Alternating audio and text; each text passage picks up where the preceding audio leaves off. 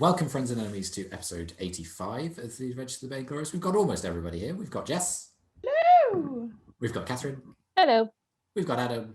Hello. And we've got Simon. Hello, it's me, Ed McSpence, with my Scottish accent. That's Scottish, is it? Okay. I'm a fucking dwarf.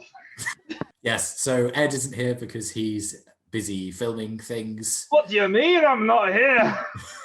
I just introduced you as Simon, so... Who? Simon's not here today. I wish he wasn't. Good riddance. Previously, you were returned to the city of Waterdeep, having crossed plains in pursuit of Farrellin and the Sword of Souls.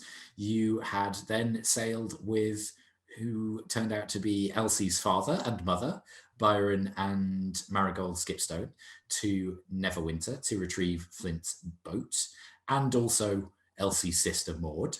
After a little bit of an awkward meeting with a dock official who was Erallur's injured but not dead father, and a degree of reconciliation between the two estranged family members, you went to the estate of Daggelt Neverember to retrieve Maud, and rather than attempt to be diplomatic about this, Elsie just charged forwards towards the house where Maud had been being kept and discovered that Sixth, the tiefling and member of the Sixth Chord group of adventurers, was still there, and that Maud likely was as well. Sir Luke then also decided that he would help Elsie by going through the window as well, and the window was smashed, and Maud didn't appear to be in the house, and there were a few guards, and then there were a few more guards, and you started to get muddy and wrestling with some of them, and then Maud appeared on the roof of the house and shot some lightning at the muddy guards, which enabled you all to escape and run back to the docks. Flint had found his boat, and on seeing that a small army of guards of Neverwinter were moving towards the docks, you decided that rather than saying goodbye to Byron and Marigold, that you would just abscond on Flint's steamboat and started sailing to Waterdeep again. You got back to the tavern and had a nice evening of drinks where Maud actually went off and went to bed as she was quite tired. There was a strange person at the bar at one point who was heavily cloaked and seemed to be eyeing Erallur and inviting her to come over and speak to them. Erallur eventually did this and was told that there was a meeting taking place in the trade ward of Waterdeep that they were invited to attend with a certain golden-handed acquaintance of yours from Neverwinter. You decided that you would take up this meeting, and after a little bit of footsing around in trade ward looking for the sign of the golden hand that would lead you to this, you discovered Elsie, I believe, that there was a door knocker that looked like a gilt appendage, and managed to go inside. Erallur had a brief vision in the corridor as the lights flickered strangely and seemed to turn green, and a strange voice said, "It's almost time." You went deeper into the place and found yourselves in an underground, fairly cavernous room with a very large table, some seats, and a fire that was also green, and were greeted by Manshoon, who mentioned the appearance of the flying city Eilenar, and that is where we are picking up. So, is there anything you'd like to do? Have some other things been said as well since we entered the room with Manshoon? What things do you I'm mean? just trying to He remember. said there's a secret meeting in 2 weeks. Yes. In I Eilenar. couldn't remember whether I'd mentioned the secret meeting yet, but yes. To be honest, I can't really remember what happened just before we finished. Why We're I all thought at this the time table, was aren't happening we? real time. Yeah, you're all sitting at the table in various different chairs. I'm sitting, Flint's not. Flint's not, that's it. I believe Elsie's sitting next to me. Yeah. Yes, sounds about right. I know I was sitting midway down the table towards him. Oh yeah, I'm sitting at the other end of the table opposite. Yeah. The power move. Yeah. Silence stretches awkwardly. Was the last thing that happened, did he ask us? What did we already say that we were going to do it? No, I think he mentioned the meeting and that I'm not sure he even said that he wanted you to go. Okay. But I think it's likely that he did. It's just I can't remember. It's been 2 weeks and I haven't edited that episode yet, so I can't remember. I should have looked it up. But if that's not in your notes, Erallur, I don't think he's asked you. Well, yet. I remember it was the whole we owe him a favor thing. Yeah. So. Which, depending on your interpretation, you might not think you do. Yeah. Yeah, but I would assume that if he didn't say that, it's heavily implied that he wants us to go. Yeah. Okay. I'll lean forward on the table. So this secret meeting, you want us to, spy on it? Exactly. I mean, we're not a particularly subtle, good at spying kind of a group. Speak for yourself. Yeah, I'm great at spying. Well, maybe you can go.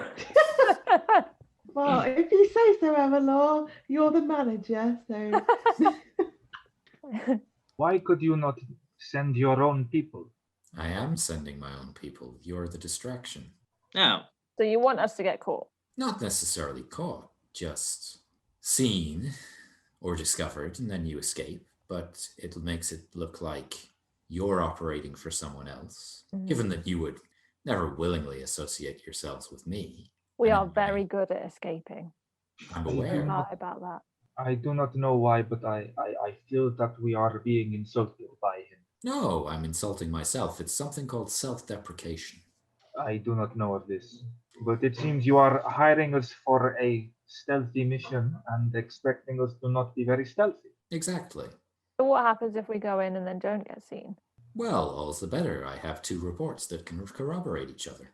Right. And who do you want us to say we're working for? Whoever you choose, just not me. Mm-hmm. And What is it that you want to know?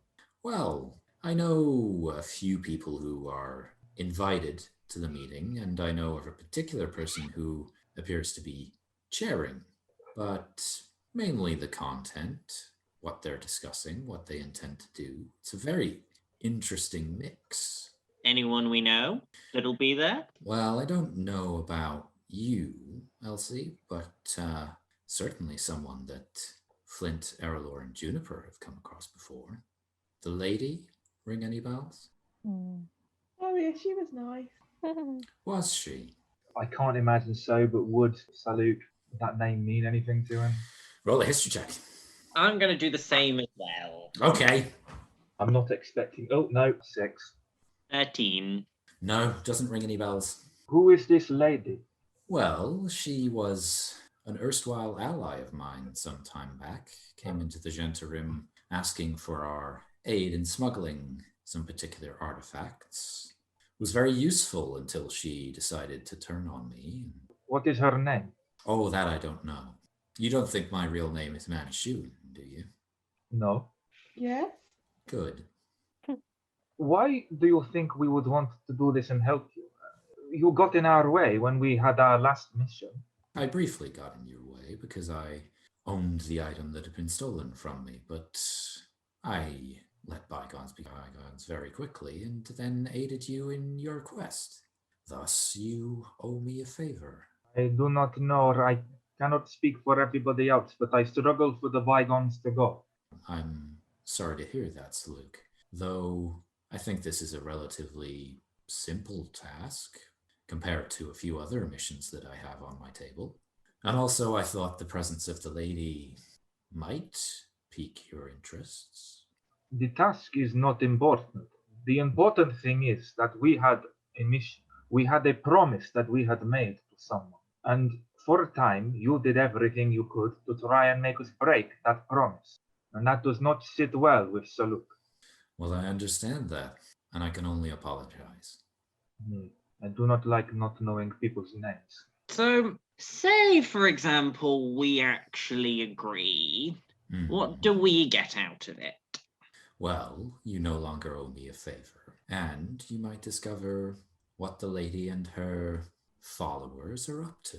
Well, I don't know who this lady is, so I have no invested interest in it. Your friends do, and she has been missing for some time. Surely you'd like to know what someone so powerful has been up to. How dangerous do you think it is, this mission? In the past few weeks, diplomats have come and gone from Elixir. It seems the people there are indeed from a long time ago.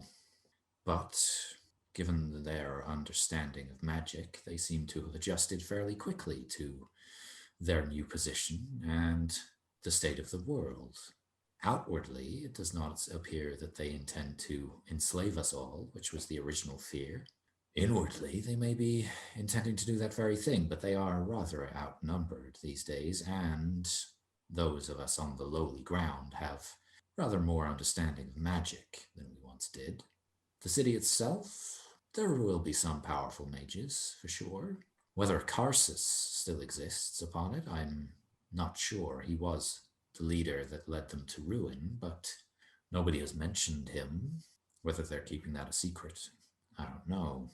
But it seems the majority of them are quite happy to be alive and willing to entertain peace in order to stay that way.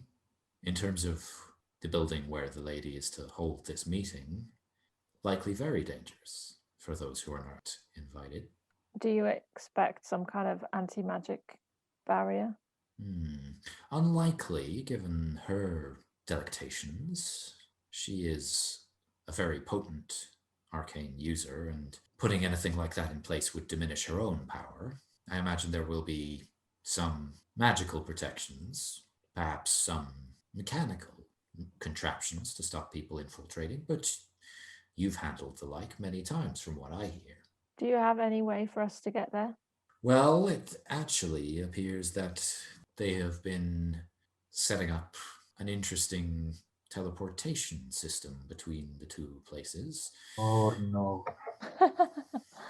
There appears to be a circle set into one of the buildings below the city that has hastily been erected. It is one that has taken some time to do and is not entirely installed, but appears reliable. It takes a long time to set up a true teleportation circle, but apparently it's going well so far. How would I find I can't remember what they call it. You know, like the code. The code for the teleportation circle is like you need to like know the symbols or something. Yeah. It's, it is just knowing the symbols, basically. It is symbols, okay. Yeah. Well, you wouldn't need to find the code. You just step on the circle and it transports you into Elixir. It's a one-way. Right. But what if we're in the city somewhere else and we want to get back to the circle outside of the city? It would be really useful to know what symbols they are. Well, you could simply study the teleportation circle when you first view it. That should enable you to memorize them.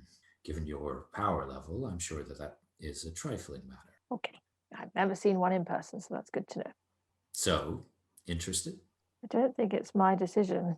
Well, you're one of the only few people that actually know this lady. I mean, you said I should go, Erallur, so...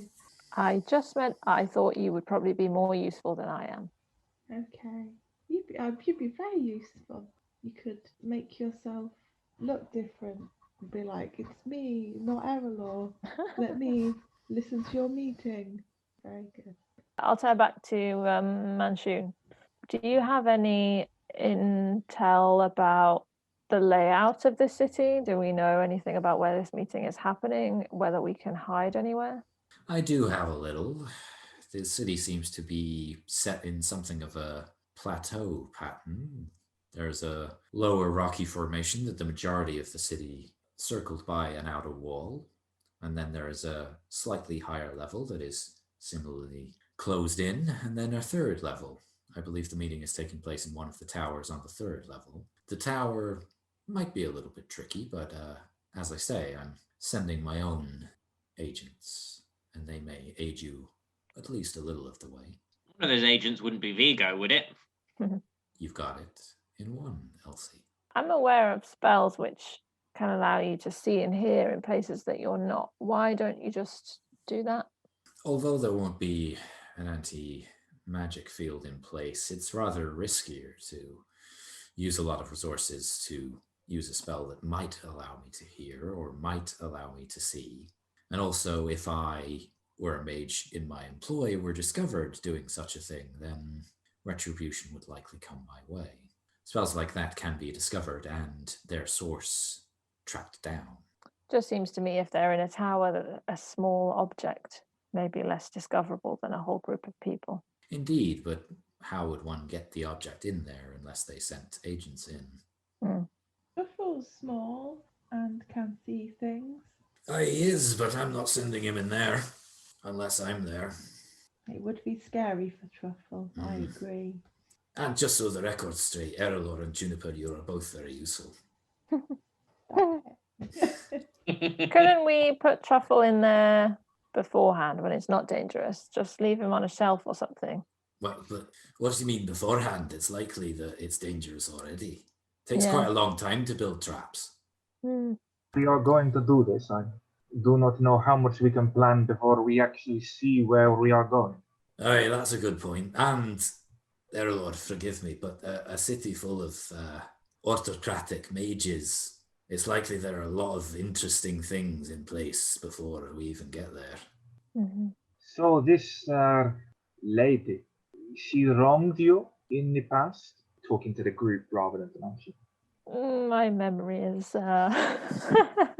So, just out of game to clarify, the main thing I remember is that we found her smuggling crates which had... Was it the symbol of the Zalvir family? It was, Yeah, it was. Yeah, didn't it have Fort Argent's crest on it or something? Yeah.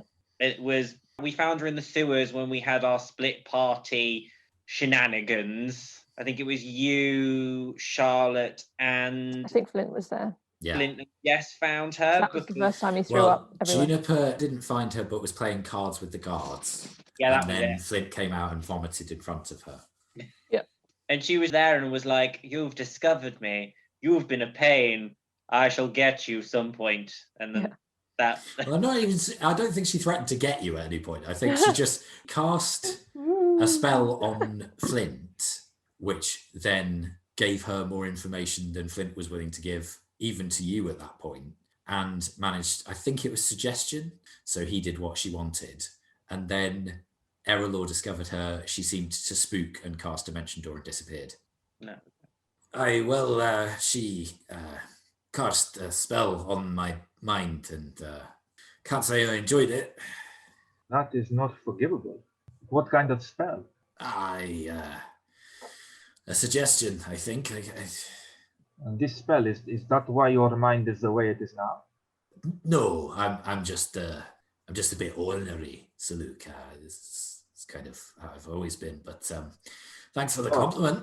Well, I always thought something must have gone wrong, but I just never could figure out what it might have been. Right, fuck you very much too. Okay, Why are we using sailing terms when we are on? because I'm a sailor and I'm allowed wherever I like. Right, I see. So if she wronged you, and if Manshoon has also wronged us, who do we go for now? I'm very indifferent about all of this because, and then I turn to Manshoon. I know you and your type. I'd say that you likely do, given that you are my type. And I know there's always an ulterior motive. I always have an ulterior motive. So if I always have an ulterior motive, you probably got 12. So there is a part of me that feels that we don't owe you enough to do this. But that's just me. Obviously, I very much don't say for the group. I do not think we owe him anything. For me, it is more, who is the greatest evil? Who has wronged my friends more than the other?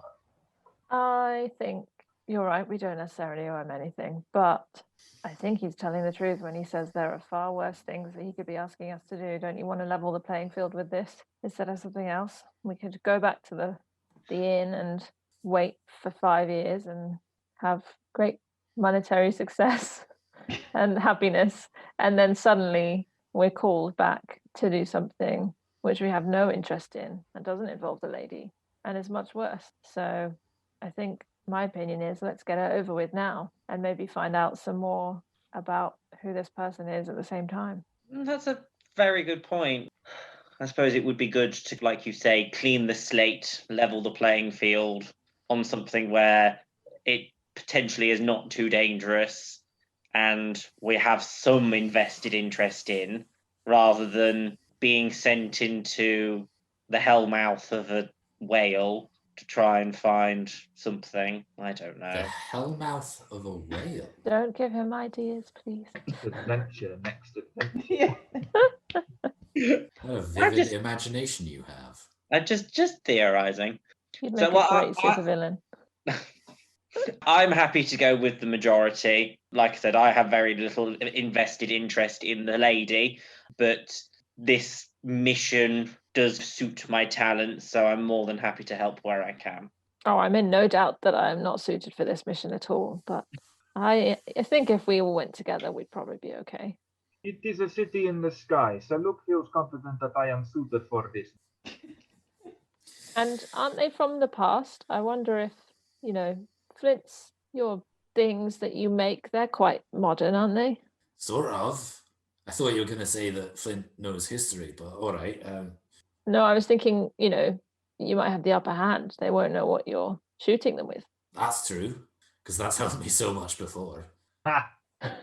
All right, like, have you just decided to be really salty to me today, Saluk, or did I do something to offend you, or? Could Ed's not here to back himself up. I do not know what that phrase means. Yeah, of course you fucking don't. All right.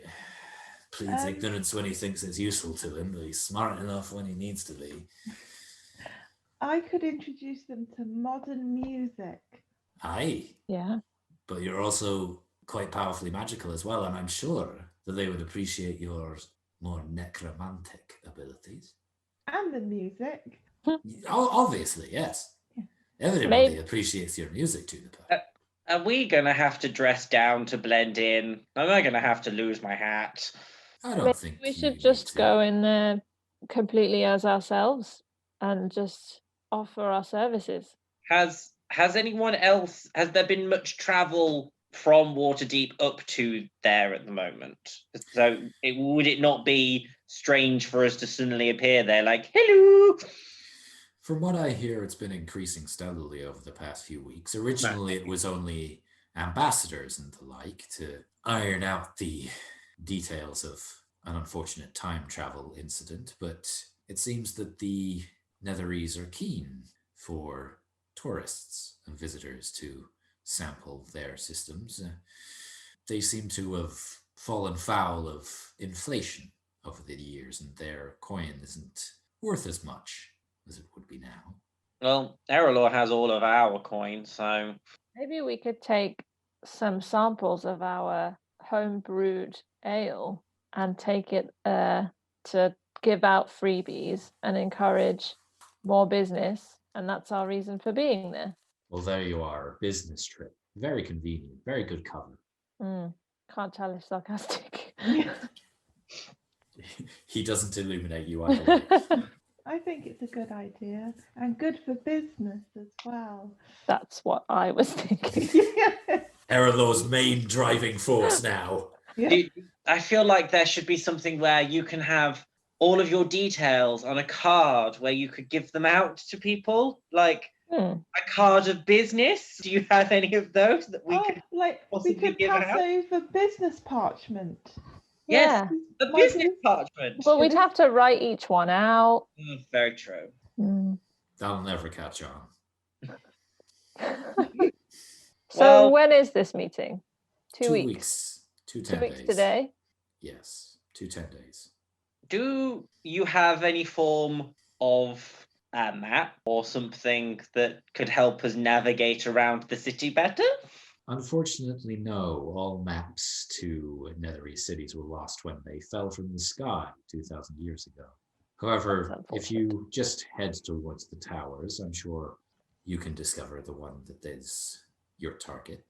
You're a resourceful bunch, after all. I am sure we will be able to find our way. It's likely a good idea to look for individuals like yourselves who might seem a little out of place. Vigo will definitely look out of place up there. I imagine your big hat might also. I'll just attract attention. Which is exactly your intent. Yes. Maybe I should wear my smaller one. How much is it like? Does your normal hat? Your normal hat's like this big. How big's Like- your small hat? Is it just like this big? Have your very This- small hat, This which is is this big. strong audio content, Jess. Cheers. They can imagine, and they can imagine my hands being comically far apart. And then just Those are ever so hilarious. slightly less comically far Yeah. apart. Yeah, the big one is like sombrero. Yeah. The smaller one is matador. No, that's a person. A matador's hat is very small. Yes. No. I think I want a word like matador, but I can't remember what it is. Matador. I think that's been decided. Very good. Well, you've got a journey to get to. Do you need horses or transportation? Yes. Wonderful. There's a stable 2 blocks down. You should be able to find some horses there. Ask for a man by the name of Terence. He will give you what you're after. Cool. Very good. Leave now.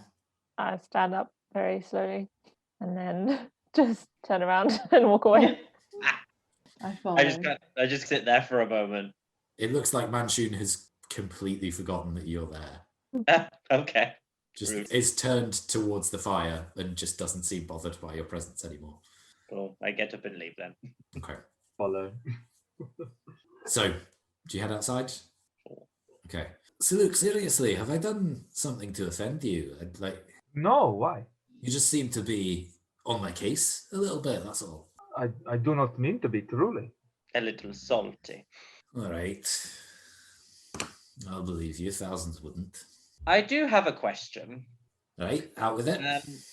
I may have just gone on a heroic quest to rescue my sister. I feel like I shouldn't just then abandon her again. You've perhaps got a point, but do we really want somebody as chaotic as Mord around? Hey, don't talk about my sister like that. Well, okay. Do we really want someone as chaotic as Elsie around as well? No, I can go. Like I've said, I have no real invested interest in this lady. I thought we were supposed to be big and distracting. That's a very good Yeah. point. Loud. That is a I good don't think point. that we should make any attempt to be anything other than our true, authentic selves. That's wonderful life advice, Erallur, but I truly don't want to die in a flying city. Well, you can stay here. Is I'll that even let you worse? stay in the tavern for free. Is- Oh, you're so generous. If Juniper's going, I'm going. End of. Oh, thank you, Flint. Is dying in the sky worse than dying on land? I'd prefer to die at sea if I had the choice, but I'd rather not die now at all, really. But Or ever? well, no, all things must come to an end. Otherwise, there's not much point to them. But there's something about flying city, isn't there? So look, it's a silly idea. I do not think it makes sense. No, exactly. So I'd rather not die in a place that doesn't make sense. When you die, who gets your boat? Well, that's perhaps a conversation for another time. Cool. I'll log that one away. So back to the question at hand. Maud, yay or nay? Well, probably yay, if we're looking to be conspicuous. Are we like the middle of the night at the moment? Yeah, you met him at midnight, so it's Oh yeah, it was likely after the pub. 12:30, 1 in the morning. And obviously the meeting is in 210 day. Mm-hmm. But the city isn't directly over Waterdeep. You would have to travel a little way in order to get there. It might be a good idea to head to the city beforehand so that you can get your bearings. So do we want to go back to the pub to get ourselves together and then go to the stables in the morning? Oh yes. That's not a bad idea, as long as Terence isn't expecting us tonight, but Well, tough. I imagine it's just when we turn up, really. Better to be prepared. I was going to say, I'd be very surprised if Terence was expecting us right now, because unless Manshoon was very confident in the fact that we would take it, then quite surely he's still got to let Terence know that we're coming. He strikes me as a man who is very confident of getting his way, but I don't think we need to get too caught up on Terence. too caught up on Terence, name of the episode. No, I imagine it's not a immediate thing that we need to go get the horses. particularly as we need a good night's sleep before. Also, I don't know if we have stables at our tavern. Do we? No, I don't think you do. Then we can't go and get them They're better. until Well, but I mean, I think Manshoon might have been expecting us to hop to and set off tonight, but tough. right. I do He's not think to it is learn that we possible. roll how we roll. Is that a piratical expression? I've not heard that one before. I then do a forward roll in the direction of the tavern. You travel around afoot in the direction of the tavern. No, I think you should. And I just Just after keep my forward going. roll, I stand up as like the Olympic gymnasts do and just raise my arms and then just start walking in the direction of the tavern. I lean over to Flint. Do you think he does that because of all of She. the strange drink? Do you think, sorry, she, because it's an Adam staring back at me. Do you think she does these things because of all of the strange drink that her family have on the boat? No, I think she does those things because she's who she is. I think she's doing those things to be her true, authentic self. Right. And I'll walk on after her. I want Erallur to be my life coach. To get it all in order. My true authentic self. It's a book I'm reading. It's just called Being Your True, Authentic Self. That expression, it gives Saluk some trouble because he's not really considered that before. He's not got much of an idea of the concept of being anything else. Aww. And he walks nice. away along with the others looking incredibly puzzled. Aww. What, as in, like, why would you not be yourself? I think it's more the What is concept myself? Is he like, Who am I? the concept of self and being able to change it. right, that was an option. I could decide not to be me. This is going to be a much more existential episode than we anticipated. Yeah. But why do I fly? Why is the Luke? Yeah. Okay, so do you make your way back to the pub? Yes. Okay, so you find that the door is closed and locked. The Oh. lights inside the bar are still on, but a bit dimmer than they would be when you're open. It's likely that the pub has closed for the evening, given the Do I late not hour. have a key? You do have a key. Oh, good. Yeah. I used my key. We don't have a key, but we have a robe, so we're fine. Yeah, so you use your key and you go inside and you find that Orkins is still behind the bar, just counting up the take-ins for the evening, and just goes, "Oh, you have a nice time, did you?" Yes, lots of secret meetings to attend. Oh, right. Well, good for you, I suppose. Well, I'd rather be here, but, you know, the life of excitement beckons. I mean, we'd rather have you here, but we understand. Well, hopefully soon I'll be back properly. I hope so too. You off to have a night's rest then? Yes, I hope so. Well, sleep well all. I'll not be long. Don't stay up too late. I've just got to count it. Boss wouldn't like it if I got it wrong. Who's that then? And he just winks at you. Cool, I'll go to bed. Okay. I think Jess is already in bed. Yeah. Juniper's like still good up. She's like, This is still standing in the bar. Yeah. She's literally just doing this. just goes over to a table. Oh. Okay, so you all go to your rooms. Elsie, I don't think you have an assigned room. No, I don't. Although Well, I think you slept somewhere before because did when sleep we I all somewhere came- slept before. somewhere not last night. I slept somewhere yeah. 10 days ago. Yeah, so I imagine you'd probably head to that same room. You're not sharing with Maud because Well- you said something about how you were going to have the bed. Yeah, I think you did. Well, you Yeah. head to said room and you find Maud sprawled upside down in a starfish shape across the bed, just drooling slightly. So I push her. Is there like the bed against the wall? Is it? No, it's the head of the bed is against the wall, but it's actually situated kind of in the middle of the room. So I push her arms in against her and position her over ever so she's more on one side of the bed. Okay, I'll say make a dexterity check to see how well you do that. Is this a saving? No, this is just No, dex. just a check. 11. Okay. She stirs a little bit, but you manage to just set her in such a position that you think it'll be comfortable enough, and she settles back fairly quickly. Seems to say something about flying squid. Sounds about right. So I then just go to bed. Okay. Erallur. Oh no. You get stabbed in the night.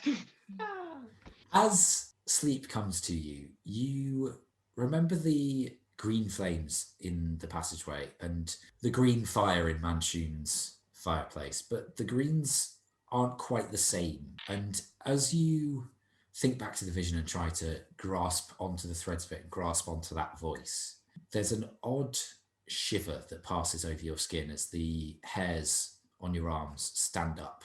But it's not terribly chilly in your room. The fire is coming to embers now, but was lit and has warmed it quite nicely. And then you feel that familiar twinge of magic just twist in your veins a couple of times. And everything that's happened over the past few weeks and months, meeting Vigo and Brenna and the strange feelings that you got from them, you return to that odd, not memory of sitting at a campfire with Vigo laughing and Brenna stoically eating some stew. And then there's a strange shimmer as that image bleeds into another as you face a strange portal that shadows leak out of, and you seem to be faced with a dark reflection of yourself. And then there's a sudden shout from outside as you awake relatively early, but having a full night's rest, and somebody on the docks is shouting, but you are covered in cold sweat, and the morning shines in through the curtains. I will get out of bed and shake myself out and go and stand at the window and look outside to ground myself a bit. Make a perception check. What kind? Spot. Don't know why I'm checking. I know exactly what number to add. 22. There's a brief moment where you're just looking out at the back street that lines the view out of your room, and you're looking over the roofs in the direction of the flying city, even though you can't see it from this angle. And then your focus seems to shift as something catches your eye closer to you, and your eyes focus on your reflection in the glass, and a strangely shadow-veined version of yourself looks there for a moment, winks, and then you find yourself looking at your normal reflection. It's like Heroes Season 1. You just needed to say Heroes. There were no other seasons. I haven't seen the others. I don't know. There aren't any. Okay. All of Heroes. Yeah. I think I'll just shake my head again and then go and request a bath. Okay. Yeah, that's fairly easy and brought up to you by Dawkins, who was down in the bar. I imagine your chamber probably has a tin bath in it, and so they just bring up the hot water. But yeah, that's fairly easy. Yep. Okay.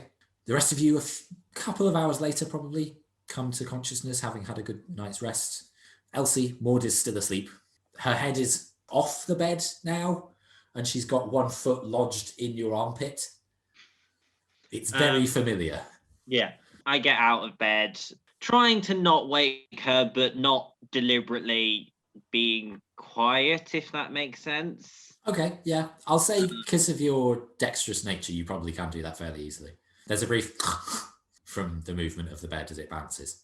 Yeah, stretch out. And I go on the hunt for some breakfast. Okay.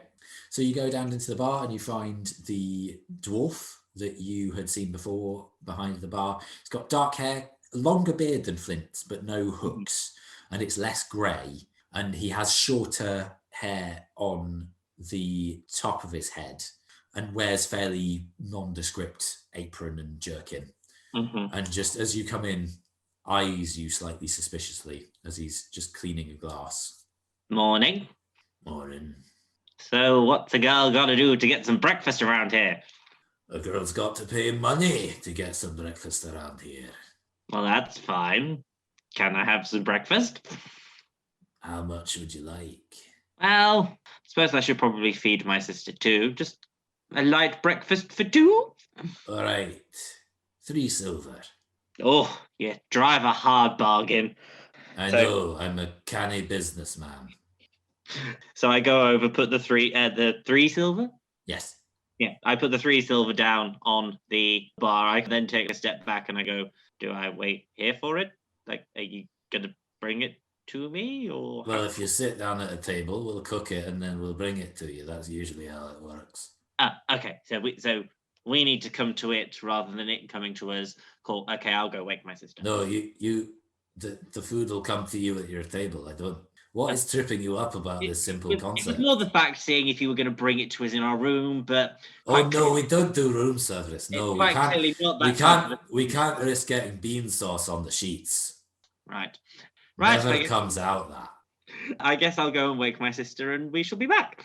Wonderful. I cannot wait. Well, you're a delight in the morning. I'm a delight all the time. Right. And I go back and I go and wake up Maud. Calm down. Oh, I nearly lightninged you again, sis. Gotta be careful. Got to be careful. Yes, Don't want these sparky fingers hitting you. Yes, but also at the same time, who else is it gonna be? Granted, I don't know. Could be cutthroats.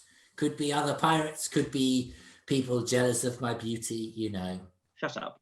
Granted, I did leave you alone in a random place for however long. You did. That might make you a bit jumpy. Come on. I've kindly, very kindly treated you to breakfast. So, Gods, are you feeling okay?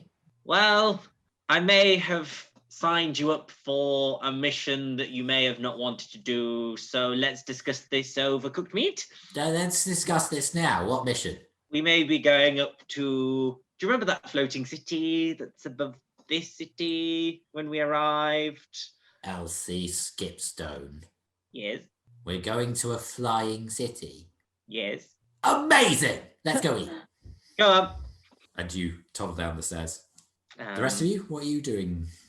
Having dreams about chasing squirrels, the bony kind, having a good old sleep. And I assume when I wake up, I will also go and see what the breakfast situation is. Fair enough. Except I don't have to pay. Nope. I walk over to Elsie and her sister. Morning. Morning, Juniper. Were you warned about the bean juice yet? Yes, strangely enough. Is that a thing? Bean It juice. never comes out. And I lift up my leg and there's a little spot on my white fur. Yes, I tried to see if he could bring breakfast to us, but it seemed something that they don't do here, so... It never comes out. It's probably one of the many rules. And Maud points at the wall where there are signs. Endless signs that each have a diktat from Erallur upon them. I look at the signs, almost noticing them for the first time. Yeah. And just being like... Yeah, you notice that there's one that is no muddy shoes. There's one that is, if you're wet, you're not allowed in. I like to think some of them are like rhyming. Yeah. No muddy shoes, no food for yous. Things like that. Yeah. Would definitely. Erallur be that fun with the rules? Yes. That's fun, is it? Okay.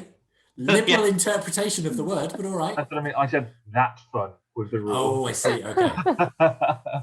If you cheat on your wife, you don't get strife. A world of What? I was trying to think of something rhyming. And made adultery okay, apparently. All right. Yeah. If you on your cheat wife. on your wife, it's Two fine. girls in your life. Very briefly. I imagine there is also a sign that says these signs may rhyme, but you must take them seriously. But not all the time. So there is a sign warning about the signs. Yes. I won't deny this. So Rhyming rules are only for fools. Hawkins comes out with the food, and Elsie, you see a plate for Juniper that is a little bit different to yours in terms of content, and also you notice that Juniper hasn't had to pay for it. Also, there's like a smiley face on it. Yes. Like made out of Yes. like a little bacon. It's got two Yeah. eggs. There's a sausage mouth. Oh, lovely. Yeah. Love it. Yeah. And the bacon is a sticking out tongue. Oh. I notice it, but in my head I go, well, I suppose she did help create this place, I think. So fair dues. And yes, I eat my breakfast gladly. Yeah, eventually Flint shows up as well and just nods. Everybody sleep well? As to be expected when you have a foot in your armpit. You had a foot in your armpit. But just look at Maud. She's just eating, doesn't even notice. Yes. My sister is a lovely bed friend. A bed friend. That's an interesting turn of phrase. Usually lovely. we're in our own hammocks, so it doesn't really matter. So Right. when you're actually in a bed with someone else, it's always a bit weird when you're used to a hammock. So Aye. Difficult to share a hammock. oh no, it can be done. It depends on the person you're sharing it with, I suppose. And the hammock. Aye. Has to be good tensile strength. Also depends on the type of seas too. Aye, it does. Maybe we should stop talking about this in front of Juniper. Yes. Elsie. Juniper's like doing that thing that dogs do, where like they're trying to eat something using the corner of their teeth, like.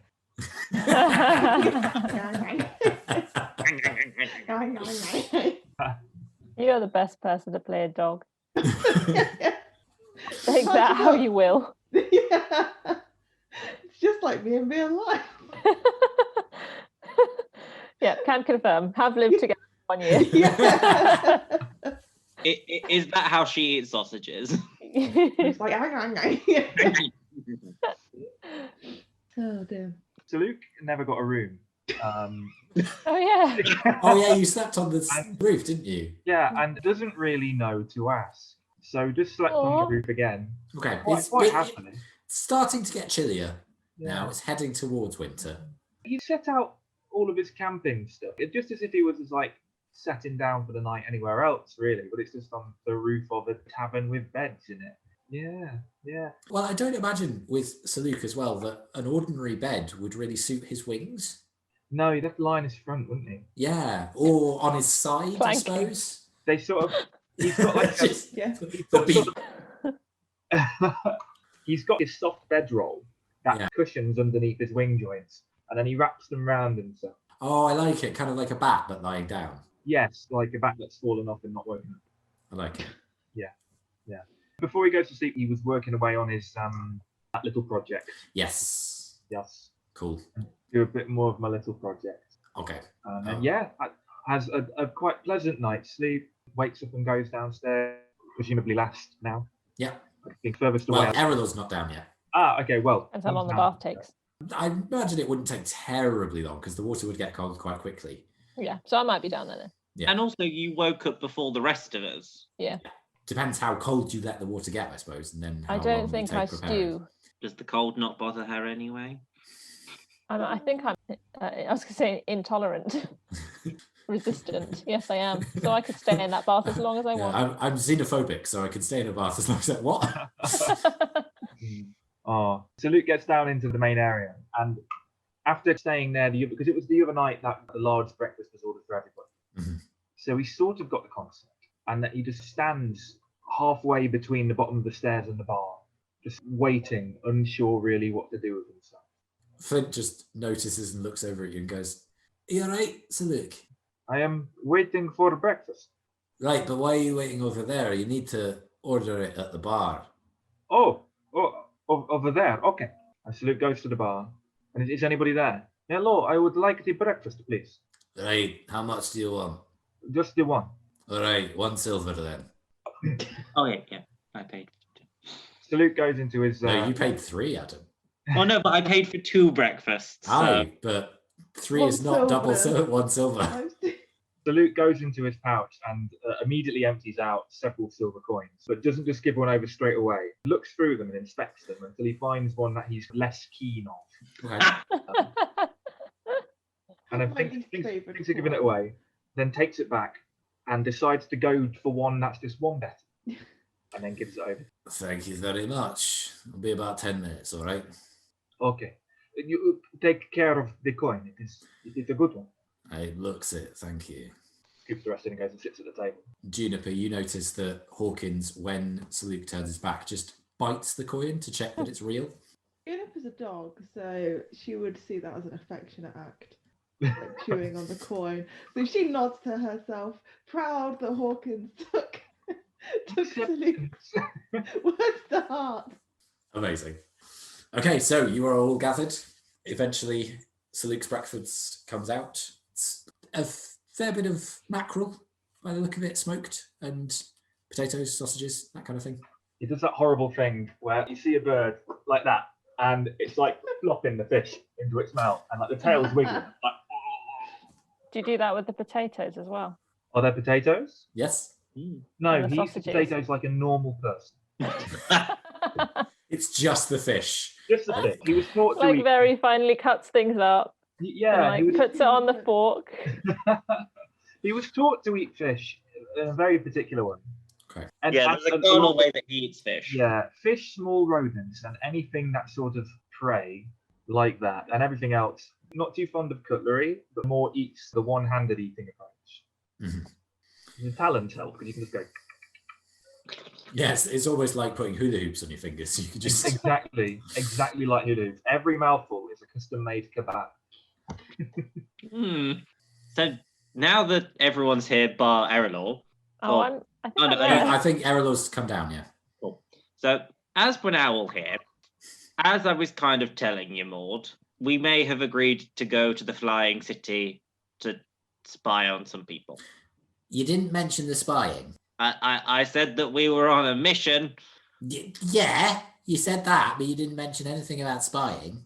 We are meant to be bad at it. Yes, I have been Oh, told. great. Well, that you- that's perfect because Yeah, I'm but- quite loud, so... But That the is the person reason who you wants are- to be bad at it is quite nasty. Oh, then I am insulted and hurt. The important thing is that we need to be able to get away again afterwards. Right. Because if we really are bad at it, then we'll get caught, which we don't want to happen. Well, but a few of us have got quite powerful magic, so that shouldn't be too much trouble. That's if you Yeah. hit things. I hadn't really considered the fact that if we go in as ourselves and get caught and escape, we'll be wanted. But I think at least I think all of us are probably wanted by Daggett Neverember, aren't we? Because we kind of ran away. Yes, but this is the city where we live. And I am a small business owner. But we won't be wanted in Waterdeep, will we? We'll be wanted in I don't know. Hightown, Flyberg, Yeah, the floaty place. depends if they've got any kind of partnership going on. I don't think they've twinned the cities yet. Okay. Just as when we were in Neverwinter, we do not yet know if we want to not be wanted. Once we've been there, we may never want to go back. So, Right. Exactly. I mean, me and Elsa are already wanted yeah. by right. Maybe quite we a should few just people, so Aim to not get caught. That should be our plan A. that seems a reasonable plan. Usually goes well, ish.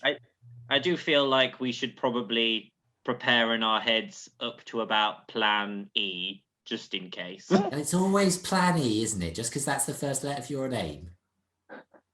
No. Yeah, sure. It It's was- never plan M. Well, if we've got all the way to plan M, then something It's a- really has gone It's wrong. only 13 plans. That's not bad. We want to have one plan, not 13. Why don't we just have plan E and plan M?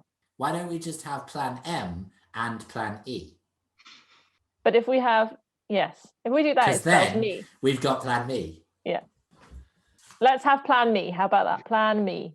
So just one plan. Just one plan. And me. But what And if the plan backup me plan, goes which wrong? is to escape. But then the backup plan, which doesn't have a letter. Should that?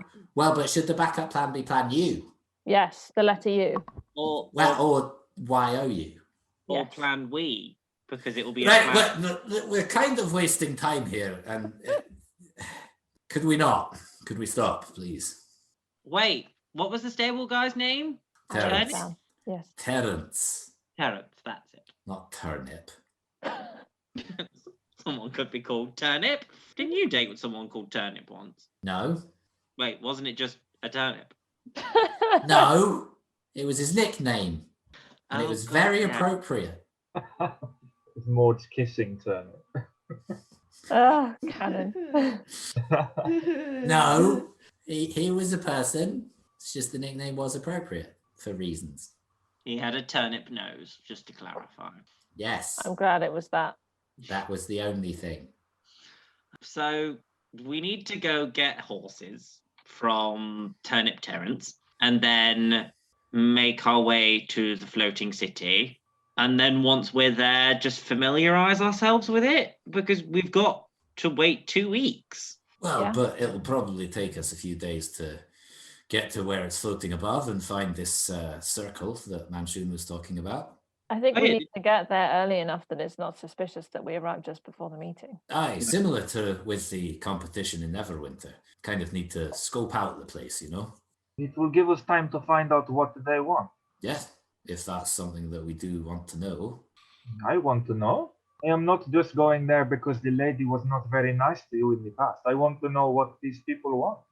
You seem to know something about the empire that they came from. Bits and pieces. Do they seem to be good news? No.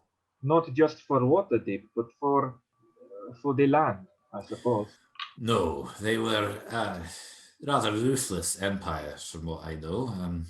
Enslaved large swathes of people on the ground of Faerun and ruled rather cruelly. Anybody with magic was deemed higher than anybody else, and from what I remember, they did something terrible to bring about their own doom. I can't quite remember what that was, but the name Karsus rings a bell. Probably had something to do with it, but I can't remember what.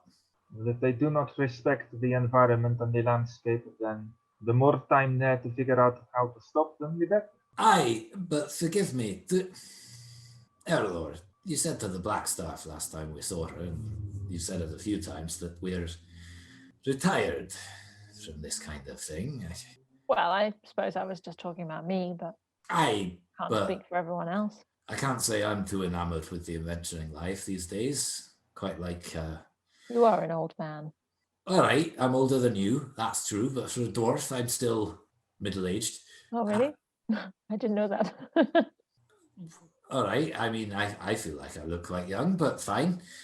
But yeah, I'm quite happy operating out of the pub, and I've got my boat back, and... Our boat, My boat. not if you die. Oh, you think it's going to you, do you? Well, who else is it going to? Erallur can't drive it. It's The obviously fact that you going... just said drive the boat means that you probably shouldn't have the boat. It's obviously going to Juniper, you idiot. Oh, well, that's fine. It's because Flint's never going to die. Yes.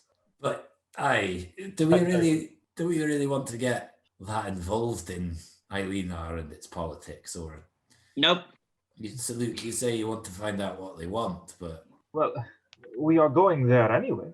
We are going to be there for some time. It is only natural we will learn things. but I'm just wondering how entangled we want to get in something else. If we're prying into their politics, it might lead to more espionage or subterfuge or owing somebody else a favour because we wrong-footed ourselves, you know? No, I do not want to get entangled in anything at all. But Then perhaps it's best if we don't stick our beaks where they're not wanted. You don't think we should do the mission at all? Oh no, I think we should do the mission just to get Manshoon off our backs, but I don't think we should engage too much with the denizens of this odd city. from experience over the past few weeks with you, our beaks get stuck where we don't want them, even if we don't try to do so. Aye, that's true, but if we intend to do it, then that probably makes it worse. Or at least it has, in my experience. Well, hopefully the things that we overhear won't affect us anyway, so we can just report back and move on with our lives. I hope so too, but if we are putting things behind us and parting ways after this, I want somewhere to go back to. Aye, so if they're planning to destroy homes or take them over, then you would like to know about it. That makes sense. I would like to protect my friends and Right. my family. I mean, that's why we started doing this in the first place. Well, maybe not you two, but I look at Juniper and Flint and then I'm like, some of us and other people. And I suppose also you too. I don't know.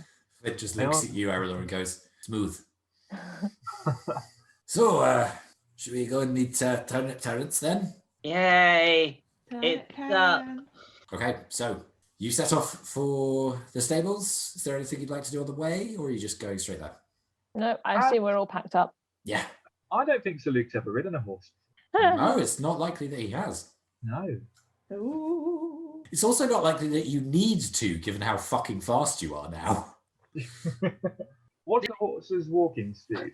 That is a very good question. I Or was like, just I about to suppose, check like, that. you know, it wouldn't quite be walking speed, would it? I suppose if you're traveling, you'd go at steady Trot. You'd probably go at a trot to a canter, depending on how fast you want to get to places and how much you want to wear out the horse or not. This is going to be like, it's the D&D version of Will It Blend. Is Saluk as fast as? Side question. I'm assuming I'm not watery anymore. No, you have slept that off. You are no longer watery. You've got the room above Erallur. It wasn't cold sweat. It's dripped down. Yeah, I think usually horses' travel speed is about 40 feet at normal walking pace. So you're likely faster than them at normal, but probably equivalent with them at canter. I will see you there. Cool. So you head in the direction of the stables that Manshoon indicated to you. It's fairly easy to get the horses of sizes that you want from Terrence. So are you getting a horse or no? Yes. Yeah. Okay. So Elsie and Maud, you both get ponies. Juniper, I'd imagine you and Flint would share a horse. That Yeah. I'll be happy. Cool. So Luke's got a horse. Erallur, Maud, Elsie, 2 ponies, Juniper and Flint. So yeah, that would be 5 horses altogether. Yeah, I'd say that sounds about right. Yeah. Okay. So you set off towards the Flying City. Yes. Okay. Can somebody roll a d10 for me, please? Yeah, I want to do it. Which one's that? This one. This for horses. Roll for horse. Roll for 9. horse. Okay. So the horses that you get given, they're in fairly good fettle and seem fit and able to run. You are also provided with feed, and they travel quite swiftly and without too much trouble. So looks like you'll probably get to around the city slightly faster than it would take with some of the horses you've had before. So you're doing well so far. Simon, did you have your hand up? Did it cost anything? No. Good old Terrence to turn it. Okay, so do you set up camp when it comes to nightfall and everything? Yeah. I would assume so, yes. We're using our elite tracking skills. We find a nice secluded area to camp off the road. Okay. And are you keeping watch and everything? Yes. Yes, I assume we probably should. I think it would be out of character if we ever didn't. Well, how busy has the road been? Fairly. It's not the busiest that you've ever seen a travel route, mainly because it's getting closer to winter and things, so people are less willing to travel so far and seem to be returning to their things. But still, particularly in this direction, given the novelty of this new place, there seem to be a fair few folk heading that way. You see traders and what look like people in heavy robes going backwards and forwards. So it's perhaps a little bit busier than it would usually be this time of year, but not massively. Typically, is the traffic going away from Floating City? There's much less of that, but there are a few people who don't look too out of place to your eye. It looks like they are of this time period. So it's still mostly made up of people that belong. Yes, yeah. Side note, Kathryn, did you bring beer with you? Oh, yeah. I assume I did. Yeah, I'd say you probably did. Just some samples. Yeah, so there's beer and mead. I shall take a watch at some point. Same. If anyone would like to watch with me. I will. I'll say probably it's easier if you two take a watch every night and then other pairs take a watch every night. So Juniper and Flint would likely be together. Would that make sense? Yeah, that's all right. And then Saluk and Maud. Yeah. So Luke takes last watch, then he'll get up early to go and hunt for the small critters and whatnot, ready for the next day, and stay around the camp as he does so. Okay, so everybody roll perception checks just to see how, in general, those go. 24. Wow. 21. Nice. That's my default. If I roll lower than a 9. Nice. 29. Oh. 12. That's not even that bad. I'm No, sorry. that's good. This is a 20+ party. Yeah. We were there, there's like 586. 12. You all notice that a few people look at you with interest as you're traveling. You're an unusual bunch, and they don't seem to come close to you. There are a few traders that look fairly hopeful, but then see how loaded you already are, and so think that you're probably reasonable enough in terms of supplies and anything that they could offer you.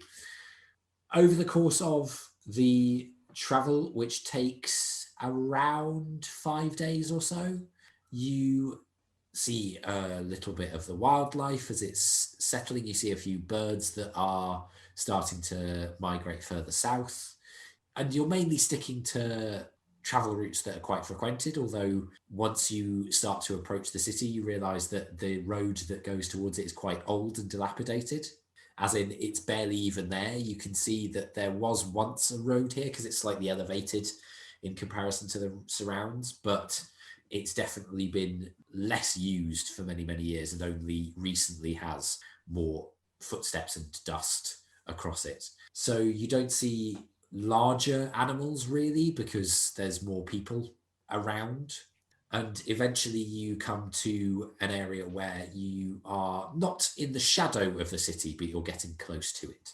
Is there anything you'd like to do before searching out the teleportation circle? What is the landscape like around here underneath the city? It's interesting. It's furrowed, so there's dips and peaks, but not terribly deep or high. Looks like it was maybe farmland a while ago just because of the shape of it, but it's fallen into wildness of late. And it's from where we started in Waterdeep. We've headed easterly, haven't we? Yes, almost directly east, yeah. Does anything about this countryside landscape seem out of place? Roll a survival check. 18. There's nothing that seems out of place other than the newness of the footsteps on this old path. It looks like this may have been the path that people who wanted to visit the city or came down from it when it was here originally may have used, but obviously that's many, many years ago. And so nature has almost entirely reclaimed it. You can just see the signs just because of how the land is formed, that there was once a road here a long, long time ago. And from looking at the city from this closer vantage point, I don't know how to word this. Is it possible to tell any more from looking at it about how it operates? For example, like how is it floating? Is there anything we can see that would give any kind of indication? Roll an Arcana check. That is not an area of expertise.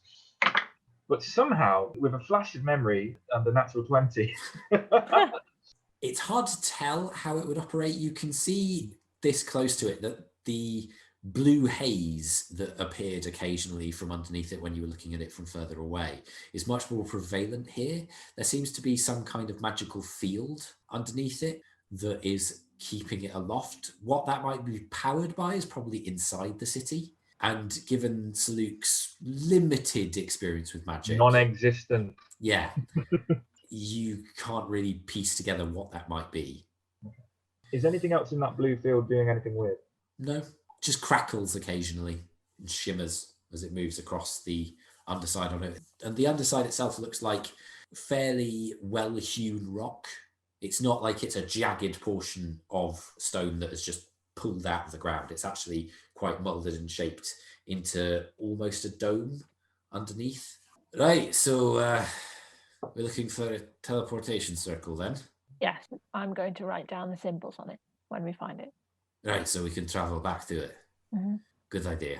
I imagine. In fact, I think I should get another notebook so that I can write down all the teleportation circle symbols for all of the teleportation circles that we find.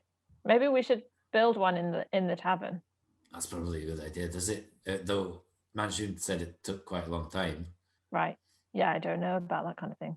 If these circles take a long time to build, why would they use them as a way to get onto a city that moves away? That's a very good point. Well, the one on the city stays on the city, and the one here stays here. So, but So you could it use works the very one well. down here on the ground, even if the city moved quite a way away. I think Yeah. so. I think if the circles are linked, then it doesn't matter how far away they are apart. Just out of game, just also my understanding is that if you have a teleportation circle, even if it's linked to another one, if you know the symbols for a different one, you could still go there from that one. Yeah. Cool. That kind of magic does not seem like a good idea. Why? Well, if you put down the door into your house and then you move away so you cannot keep watch over it, how do you stop people going through the door? I imagine they've got people stationed on the circle to stop ruffians going through.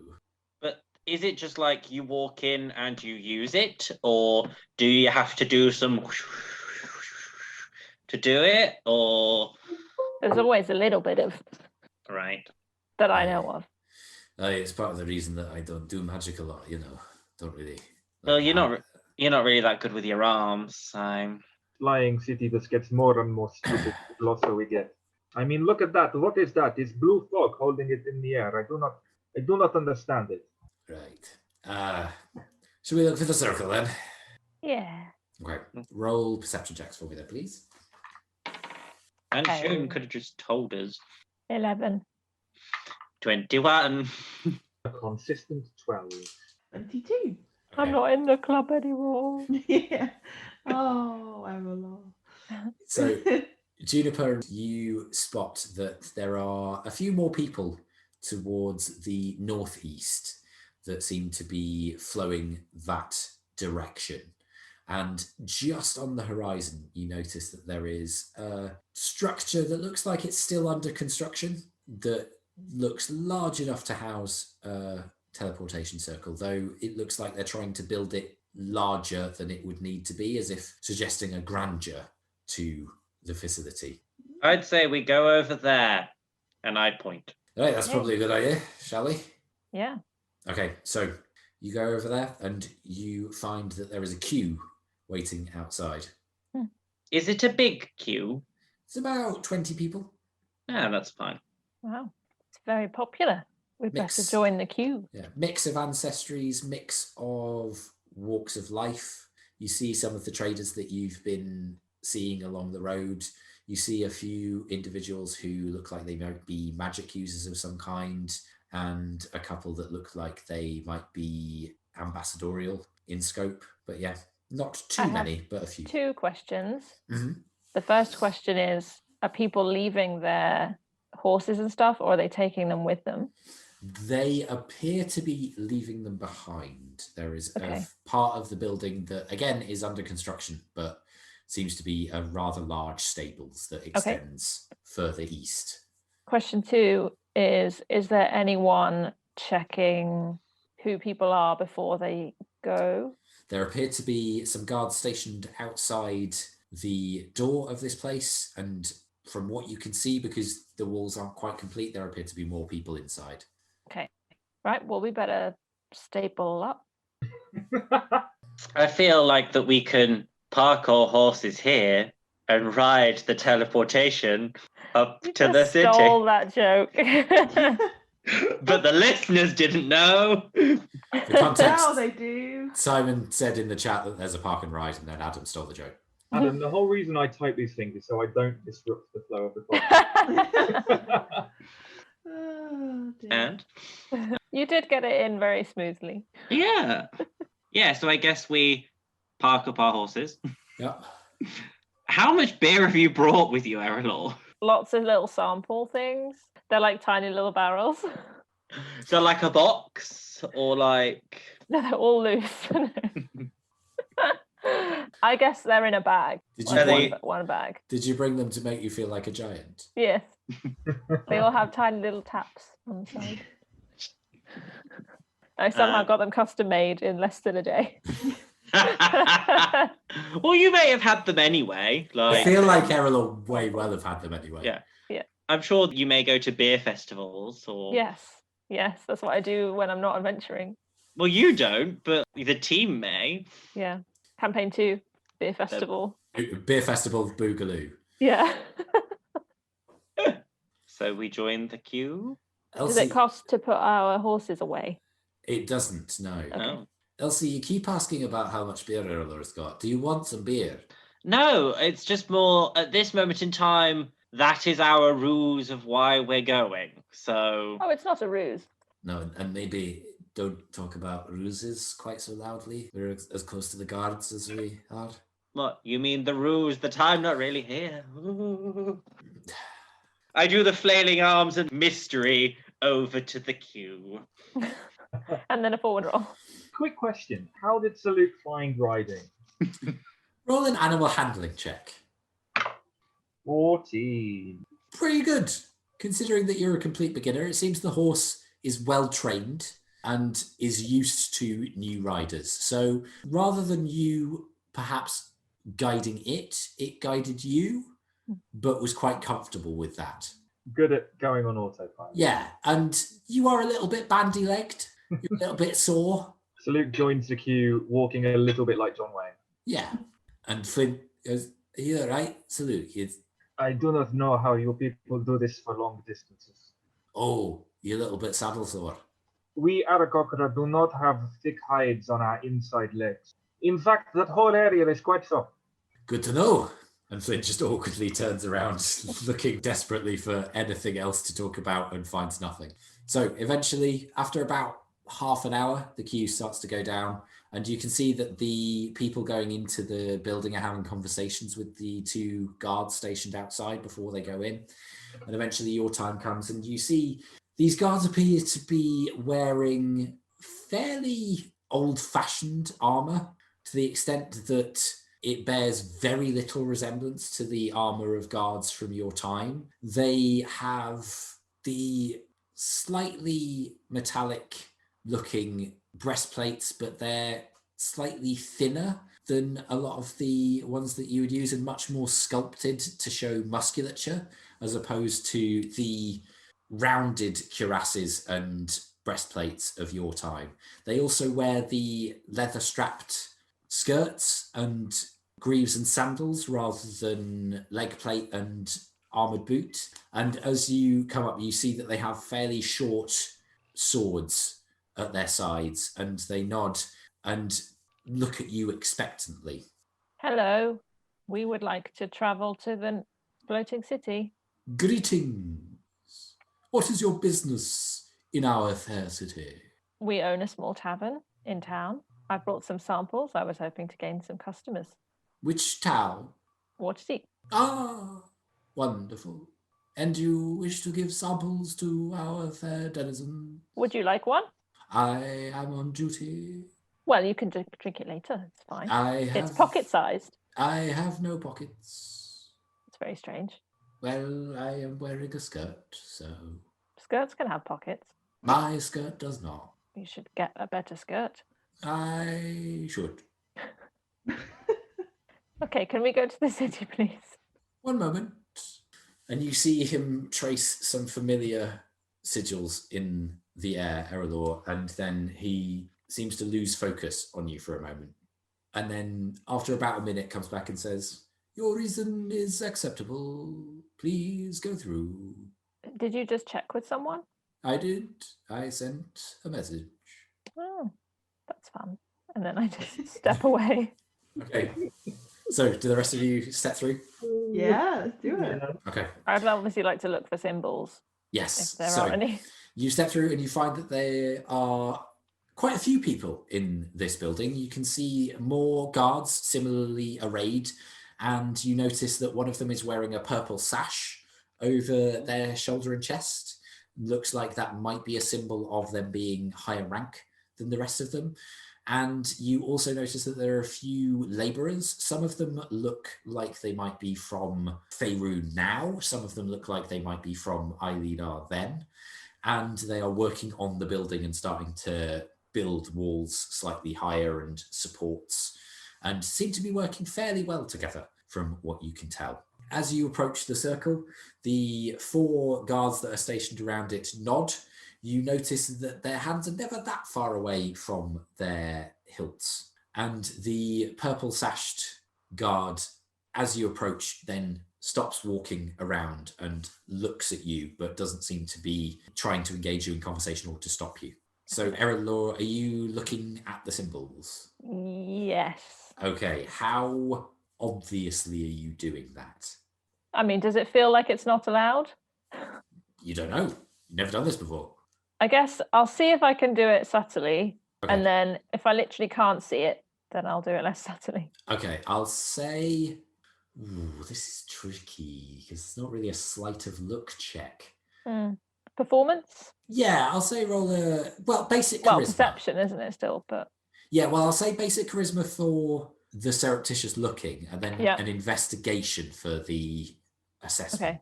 So 11 for the charisma. Okay.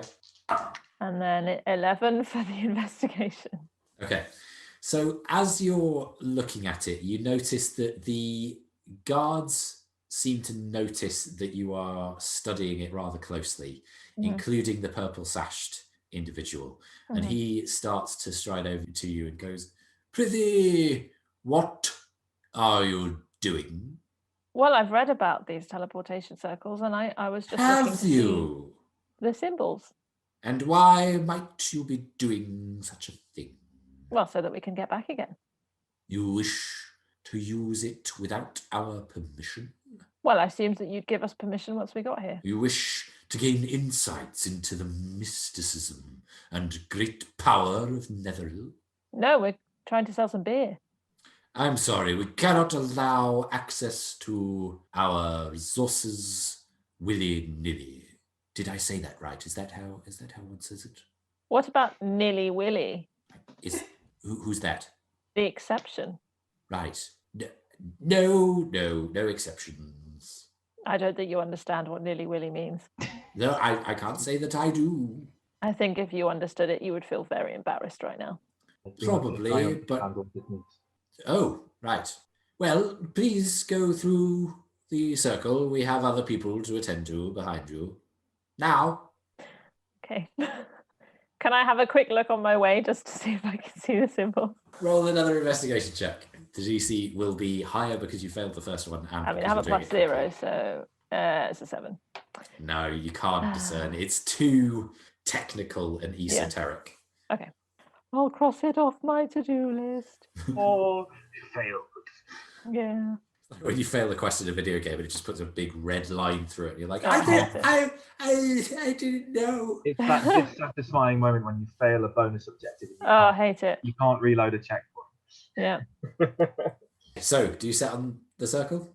Yes. Okay, you all step on. There is a brief shimmer of yellowish green light, and you all disappear and then reappear in a much more well-appointed plinth that is just outside. The other teleportation circles that you've experienced have always been indoors or at least covered in some way, but this one seems to be in the middle of a square within the lower level of the city. And you can see that far from people stopping and glancing at the new arrivals in their city, they just don't seem to care and carry on with their days. You can see that this appears to be sort of a marketplace, and there are quite a lot of people in more modern clothing that seem to be making deals for trinkets and magical items that you have never seen and have no idea what they do.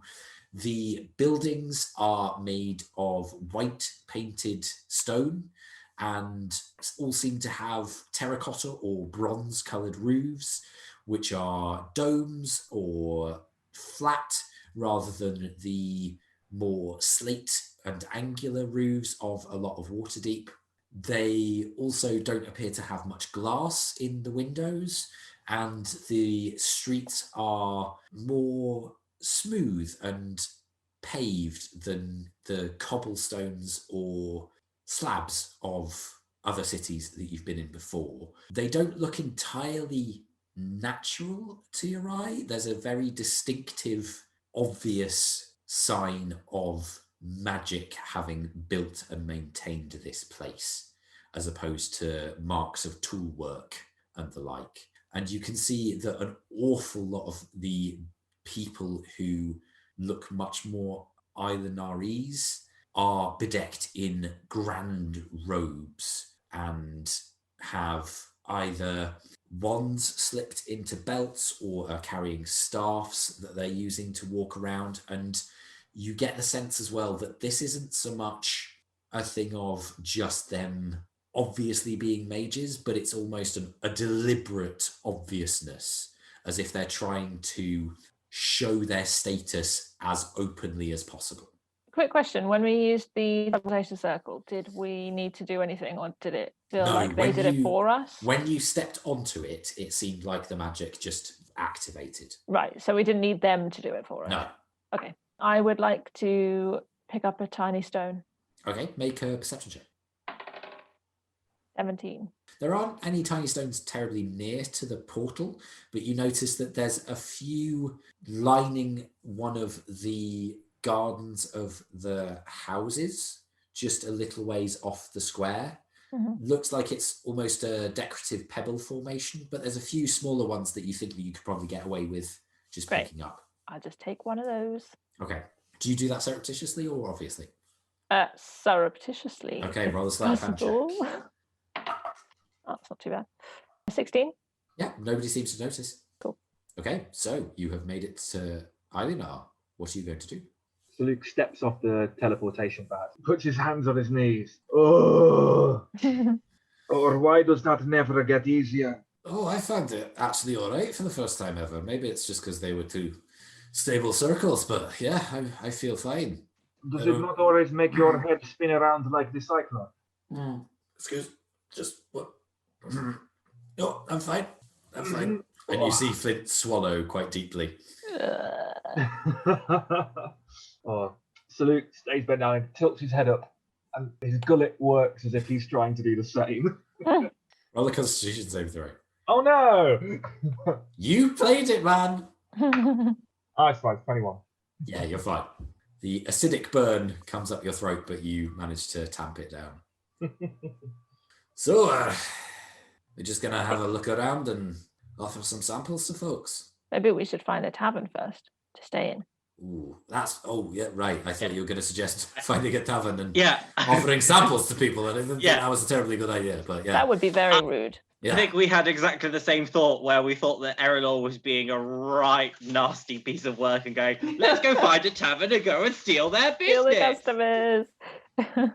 If Right. we are trying to sell beer, would we not want to sell it to the owner of the tavern? Yeah, it depends if we're trying to sell the beer or if we're trying to bring in customers. Sample. Oh, or if we're trying to franchise and take over somebody else's tavern. I think I might have misunderstood. I thought we were trying to set up selling the product through other places. We can do that, but it's not really our product. I thought you guys made it. Yeah, but it is still made by the people that we buy it from. So This is basically, your you're, pub. Do what you will.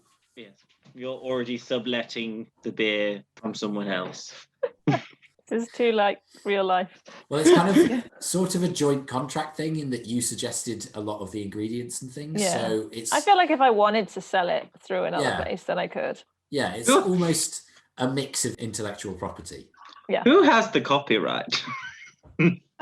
But yes, I agree that it would be good to find somewhere to sleep because we are going to be here for many nights. Right. So if you're looking for somebody to sleep, can you roll investigation checks? Anyone who wants to do that?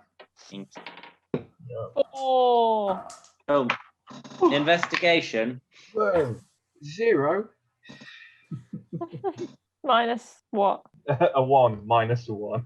Oh, I think that's the second 0 you've rolled, Simon. It is. It's not the first. No. Well, Okay.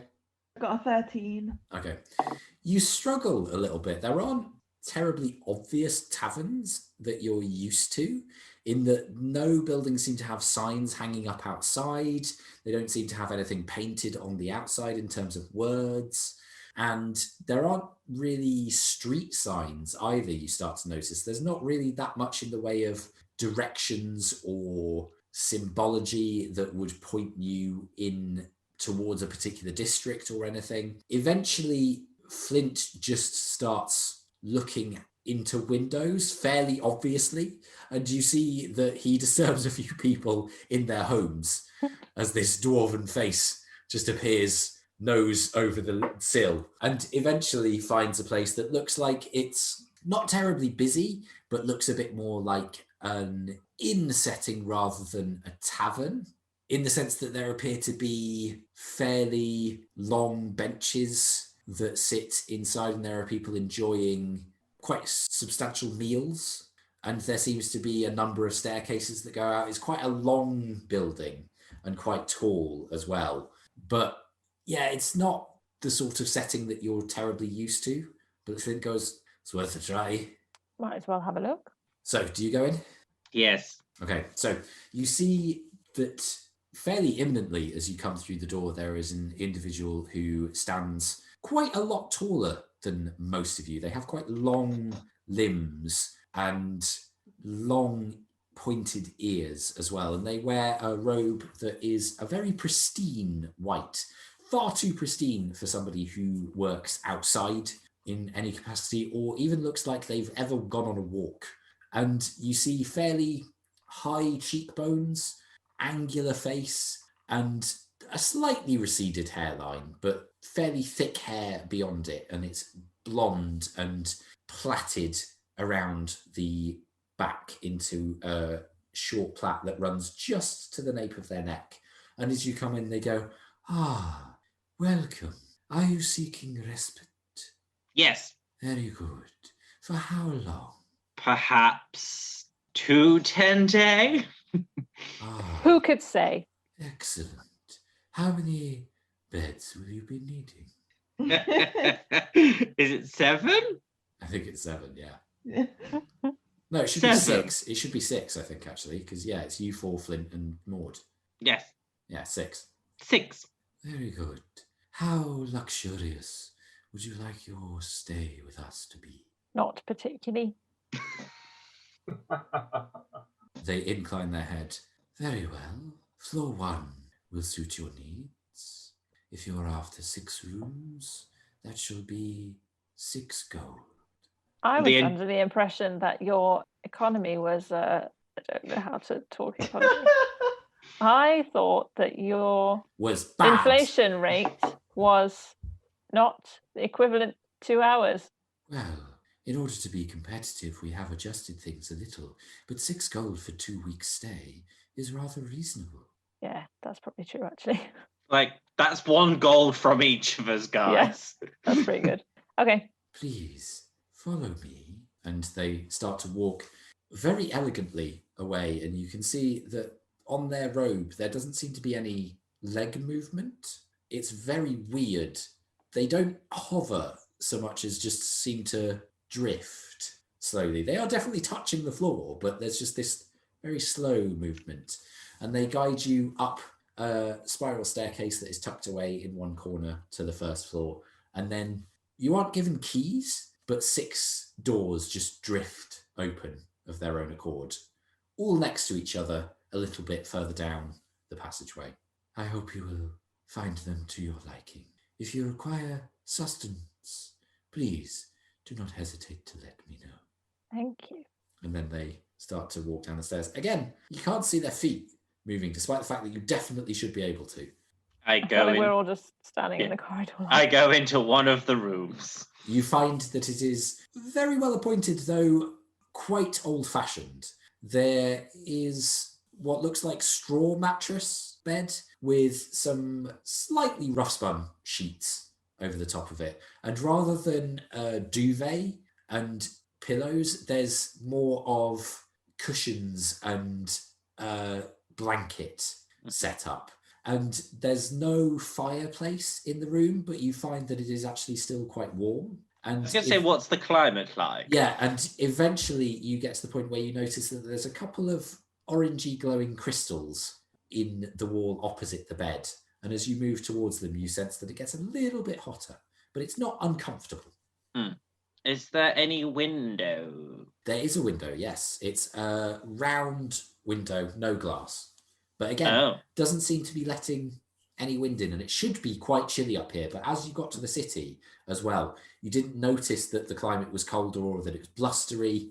Or that there was a lack of air? No. Intriguing. The rest of you going into your rooms? Yeah. Let's go for it. After just watching this person leave very suspiciously. Okay. Yeah, similar description. The orangey glowing gem. Mm-hmm. Salute goes over to one and taps it. What sort of material does it seem to be made of? Roll a nature check. Natural 20. This is not a material that you have ever come across in your entire life. Ooh. It seems to be a substance that can focus magic quite potently, and to your eye looks like it could probably adjust that magic fairly easily, but you don't know what the material is in terms of name. Does it seem malleable with Saluk's jeweler's tools? It's possible. Saluk gets out one, I'm assuming he's got like little scrapers or something like Yeah. that. and just gently rests the back of it on in his hand and just scrapes at the front. Okay. As you go to scrape at the front, the heat of it dissipates quite abruptly, and then you see something flicker inside it, and then realize that it's a blinking eye, and then hear a disembodied voice go, "Please do not vandalize our bedroom." Snoop looks confused and tries to look behind the gemstone to see if It's half lodged into the wall, so it's quite difficult. Okay. Tries to look through it, but yeah, quickly withdraws and looks very disappointed. As quickly as it appears, the eye blinks and disappears, and then the heat starts to emanate back. So Luke looks at it longingly and then sits down on the bed. Okay.